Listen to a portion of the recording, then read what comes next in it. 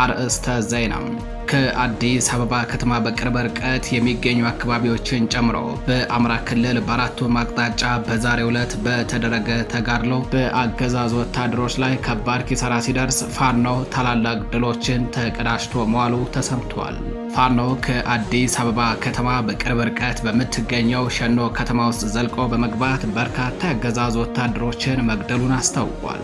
የአገዛዙ ኃይል ሸኖ ከተማ ላይ በፋኖ የተከፈተበትን ጥቃት ለመመከት በዙ 23 እና በብረት ለበስ ታንክ ታግዞ ለማጥቃት ሙከራ አድርጎ የነበረ ቢሆንም ነገር ግን ሳይችል ቀርቶ ከባድ የሆነ የሰብአዊና ቁሳዊ ኪሳራን ተከናንቦ ውሏል። ትግሉ ከአማራ ክልል ሙሉ ለሙሉ ለመውጣት ጫፍ ደርሷል። ቀጣዩ የፋኖ ጉዞ አንድነቱን አብስሮ የውጊያ ሜዳውን ከአማራ ክልል ውጭ በማድረግ የጥላትን ግብዓተ መሬትን ማፍጠን ይሆናል ነው የተባለው። መረጃውን በዝርዝር አጠናቅረን ይዘነዋል። በሌላኛው መረጃችን ከደሴ ከተማ በቅርብ ርቀት አዲስ በሰፈረ የጥላት ኃይል ላይ በተወሰደ እርምጃ በርካታ የአገዛዙ ወታደሮች ተገደሉ።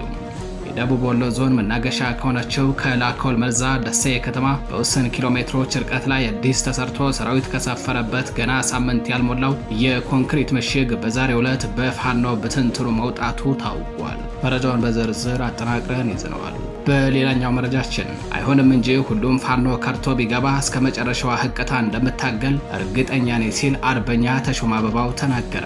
አገዛዙ አርበኛ ተሾመ እጅ ሊሰጥ ነው በሚል በአርቲፊሻል ኢንተለጀንስ የተቀናበረ ድምፅ ያሰራጨ ሲሆን የሐሰት ድምፅ ግጅው አገዛዙ ድል እንደራበውና የገባበትን የጭንቀት ጥግ በገሃድ ያሳየ ነው ተብሏል። ውሸትና ክህደት የማርሙ አገዛዙ ከቀናት በፊት ኮሎኔል ፈንታውን ሟቤ እጁን ሰጠ በሚል የድል ዜና ሲያስነግር የዋለ ቢሆንም ነገር ግን የጦር ጠበብቱ ኮሎኔል ፈንታውን ሟቤ ሁለት ጊዜ ማርኬ ሁለት ጊዜ አስታጥቄ ውጊያ ላስተማርኩት ለብርሃኑ ጁላ ነው ወይ እጄን የምሰጠው ሲል በደስታቸው ላይ ውሃ ቸልሶባቸዋል። መረጃውን በዝርዝር አጠናቅረን ይዘነዋል። የተከበራችሁ የመረብ ሚዲያ ቤተሰቦች እንደምን ዋላችሁ፣ እንደምን አመሻችሁ።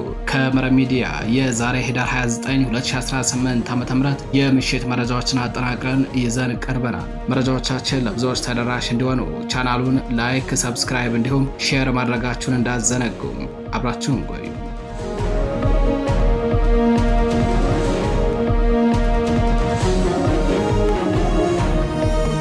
ቀዳሚ ወዳደረግነው መረጃችን አለፍን።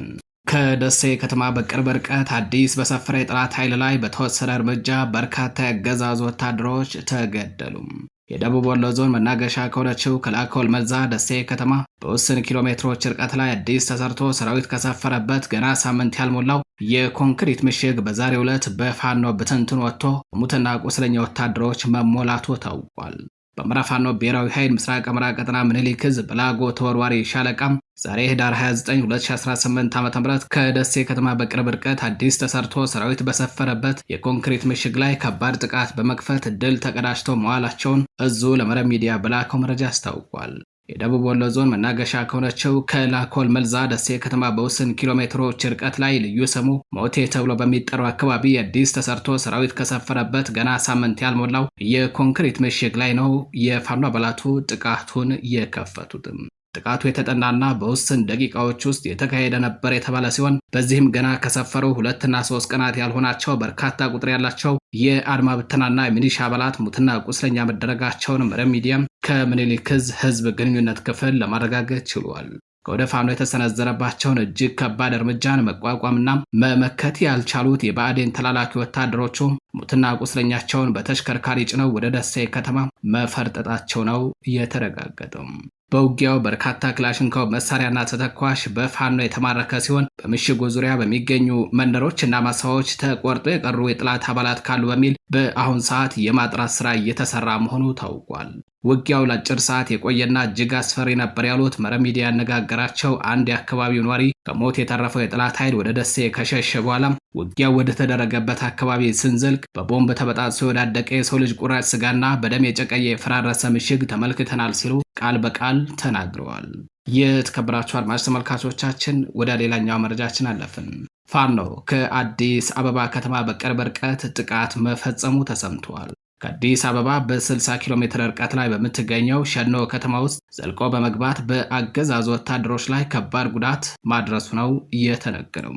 የአገዛዙ ኃይል ሸኖ ከተማ ላይ በፋኖ የተከፈተበትን ጥቃት ለመመከት በዙ 23 እና በብረት ለበስ ታንክ ታግዞ በሸኖ ከተማ ዙሪያ ማለትም በፊጧላ፣ በመስኖ ቀበሌ፣ በጫጫ፣ በአረንጌቻ በድምሩ በ4 ግንባሮች ለማጥቃት ሙከራ አድርጎ የነበረ ቢሆንም ነገር ግን ሳይችል ቀርቶ ከባድ የሆነ የሰብአዊና ቁሳዊ ኪሳራን ተከናንቦ ውሏል። ትግሉ ከአማራ ክልል ለመውጣት ጫፍ ደርሷል።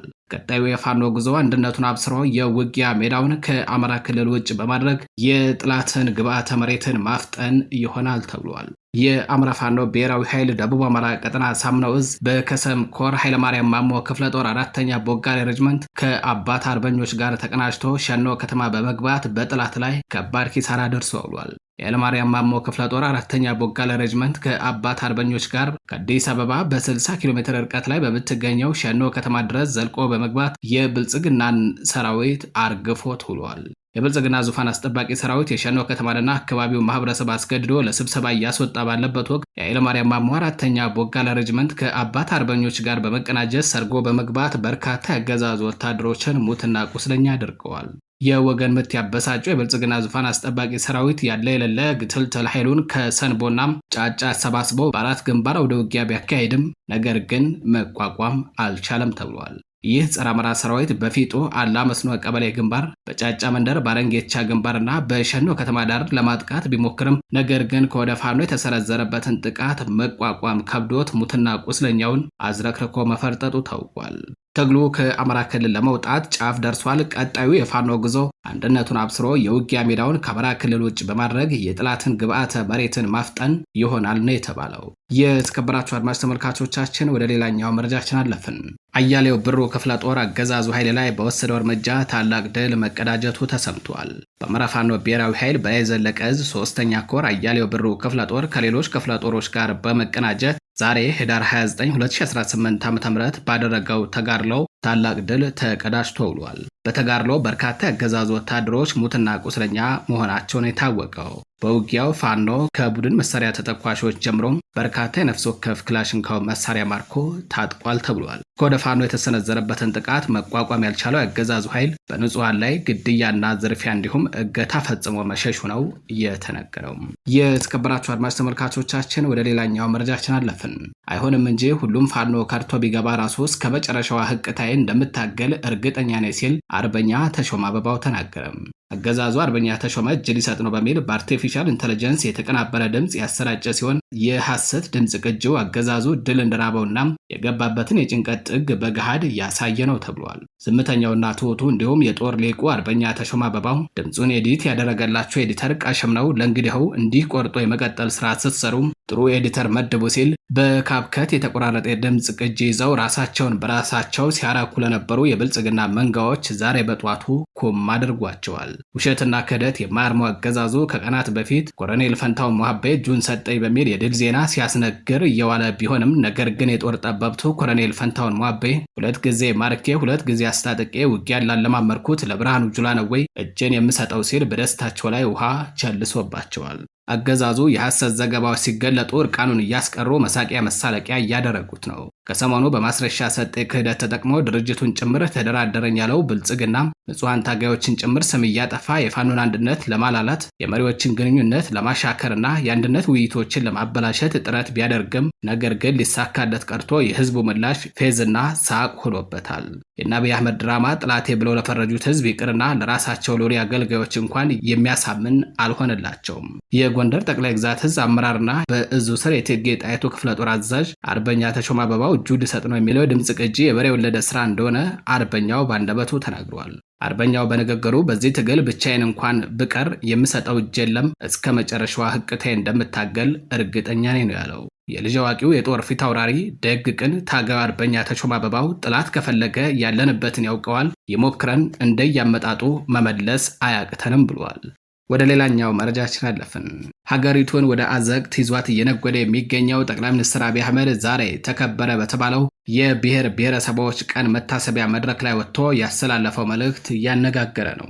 የብልጽግናው ሊቀመንበር በክብረ በዓሉ ላይ ተገኝቶ ባደረገው ንግግር የኢትዮጵያን ጥላቶች እንደ ጸጉር ቅማል አራግፈን እንጥላቸዋለን ሲል ገልጿል። የብልጽግናው ሊቀመንበር የኢትዮጵያ ጠላቶች ያላቸውን አካላት ባይገልጽም እነዚህ አካላት ግን እንደ ጸጉር ቅማል እናራግፋቸዋለን ብሏል። ይህንን ንግግር ተከትሎ በርካቶች ትችት እየሰነዘሩ ይገኛሉ።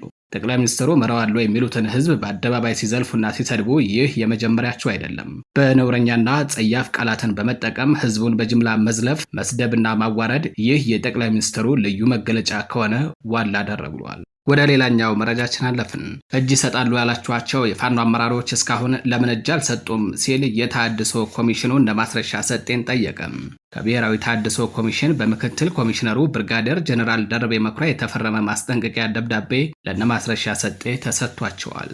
ደብዳቤው እጅ ይሰጣሉ ያላችኋቸው የፋኖ አመራሮች እስካሁን ለምን አልሰጡም፣ ለምን አልመጡም የሚል ነው። የተሃድሶ ኮሚሽኑ እጅ የሚሰጡ የፋኖ አመራሮችንና አባሎችን በኤግዚቢሽን መልክ ለማስጎብኘት በአዲስ አበባና በሌሎች ከተሞች እቅድ መያዙን ገልጾ በአጭር ቀናት ውስጥ እንዲመጡ አስደርጉ ሲል ቀጭን ትዕዛዝ ለነ ማስረሻ ሰጥቷቸዋል። በሆዳቸው ወድቀው የህልውና ትግሉንና ታላቁን የአማራ ህዝብ የካዱት ባንዳዎቹ እነ ማስረሻ ሰጤና መስፍን አባተም በጭንቀት ተሞልተው ባካችሁ ትንሽ ታገሱን በሚል በሩን እያዩ ቢሆንም ነገር ግን እስካሁን ዝር ያለ የፋኖ አባልም ሆነ የፋኖ አመራር አለመኖሩ አስደንግጧቸዋል። የተከበራችሁ የመረብ ሚዲያ ቤተሰቦች ለዛሬ ህዳር 29 2018 ዓ.ም የምሽት መረጃዎቻችን እነዚህን መስሉ ነበር። መረጃዎቻችን ለብዙዎች ተደራሽ እንዲሆኑ ቻናሉን ላይክ፣ ሰብስክራይብ እንዲሁም ሼር ማድረጋችሁን እንዳዘነጉ ቸር ቆዩ።